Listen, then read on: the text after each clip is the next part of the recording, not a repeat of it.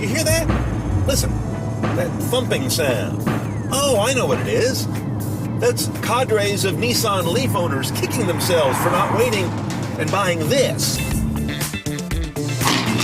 The Bolt's competitive set is interesting. There's the massively pre-ordered Tesla Model 3, the next Nissan Leaf, which they know has to join the 200-mile club, an expected new EV from Ford that might unveil as soon as late 2017, and then there's the Bolt's sibling, the Volt. We'll get to that later. First of all, some semantics. What do you call a Bolt? Chevy will tell you it is a small wagon or crossover. I'll be honest, that kind of surprised me up front, but their rationale is this: significant cargo space for passengers and stuff in the back, a high ride height with high visibility, and the overall utility of the thing. Now, what's happening here is a car that was styled at General Motors' Korean design studio, while in Michigan they were figuring out all the guts, all the power plant, powertrain, and all the running gear. By the way, though, with some Korean help, because LG Chem is their battery partner, and that big boy makes up almost the entire floor of the Bolt.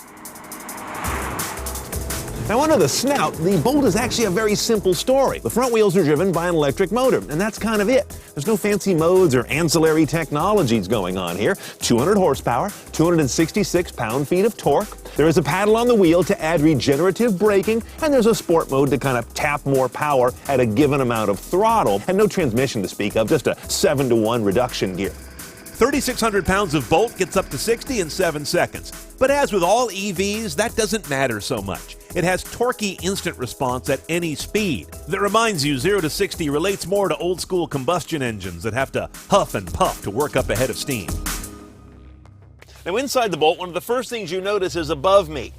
Lots of room, and that's not common in many cars for me. So again, we're getting this idea that this is a roomy, spacious, and relatively vertical vehicle. 8-inch LCD in front of the driver. That's not optional. It's the only way that IP ever comes. And of course, the 10-inch screen over here, also standard, lay this guy out as something premium and very modern the minute you get in. Android Auto and CarPlay on the Bolt. It's kind of from the ground up. It's not some fancy option. Along with Wi-Fi in the car via an LTE connection. And by the way, Chevy just cut the price on that data package to $10 a month for 1 gig or $20 a month for 4. You know what to do. Shift by wire. There's no mechanical linkage to this shifter, allowing them to do this great big scooped out space down here. And same thing in the back. You see a flat floor, makes it easy to get in and across it.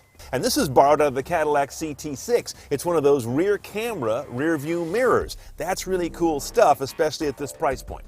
Lots of charging for mobiles. 2 ports here on USB, 2 in the back, wireless charging as well, and lots of great little bins for things.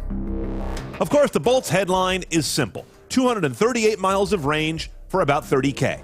I didn't have enough time to run the battery down several times and check that range, but let's take it at face value because a 60 kilowatt hour battery is pretty big.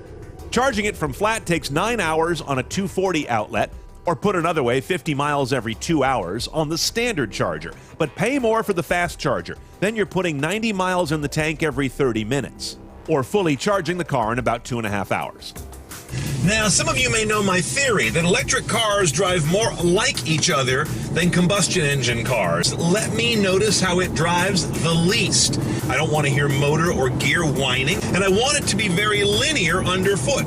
Bolts hitting all of those very cleanly. You've also got this odd little deceleration or regen paddle on the left. You can just about get by without using the brakes. Once you really master this guy, it comes on pretty strong. It's a nice little control, and of course, the upside is it puts juice back in the battery. Let's price our little electric friend. $37,495 is delivered for a basic Bolt. The Premier package is $4,300. It's the only one that's really chunky. It's a lot of niceties basically, but you do get surround vision, blind zone, and cross traffic assist. Much cheaper is what they call the infotainment package for under $500. Of course you want that. Driver confidence is also about $500, and that gets you some advanced things like forward collision alert, lane keep assist, forward automatic braking. That's a nice package for a nice price. And I'm going to add $750 for the fast charger. I really like those charge numbers a lot better. It's absolutely worth it. Now, as I mentioned earlier, we have to look at the intriguing sibling rivalry between the Bolt and its sibling, the Volt. Let's just break it down to base price. Both qualify for the same federal tax credit. The Bolt gets a little steeper state tax credit, at least here in California, leaving us with a very different effective price. Now, the Bolt can cost close to half as much to run compared to the Volt if you take advantage of off-peak rates. Still, if you're strictly looking at the numbers, the break-even's out there a ways. And of course, as good as the Bolt's range is, there is still the possibility of range anxiety. The Volt will run as long as you have gas. Eventually, pent-up demand will ease, and we may see some pretty good discounting on the street, and GM may be less concerned about that than you think. It's estimated they already lose about $9,000 per Bolt sold, about in line with the industry average, and are more or less happy to do so, because each one sold earns them 4 zero-emission credits that allow them to sell more of the profitable combustion models in the 10 clean states, like California and New York, that require such a trade-off. And of course, the long-term picture is important. Electrified cars are the future. You may as well establish leadership now. Bloomberg New Energy Finance says that by 2025, cars like the Bolt will actually have a better total cost of ownership than combustion cars generally. That's a major line in the sand. And they expect by 2040, this kind of car will be selling in the tens of millions annually around the world, both of which might get the skeptics and doubters to say, nah, but drive one of these, and you start to believe it. More cars driven CNET style. Standing by now at cnetoncars.com. Click on the road.